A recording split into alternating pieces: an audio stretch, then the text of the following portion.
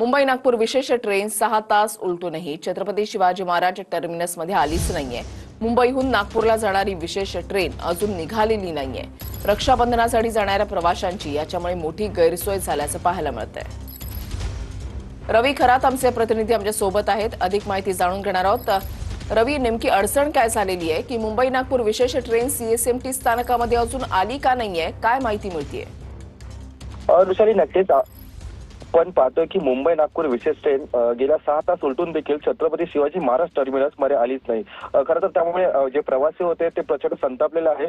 रात्री खरं तर 12 वाजता ही ट्रेन होती, मात्र अद्याप आली नाही। त्यामुळे प्रवाशांनी काही वेळ पूर्ण सीएसएमटी स्थानकात गोंधळ घातल्याचं देखील आपल्याला पाहायला मिळत आहे व त्यांनी अधिकाऱ्यांना देखील जाब विचारला आहे। मात्र अधिकाऱ्यांचं असं म्हणणं आहे की आमचा चालकाशी जो संपर्क तो होतच नाही, त्यामुळे ही जी ट्रेन आहे ती त्याच ठिकाणी सध्या अडकलेली आहे। मात्र आता रेल्वे प्रवासी आहेत ते सध्या संतापलेले आहे, ते मजा असून रेल्वे रोको करण्याची देखील तयारीत आहे।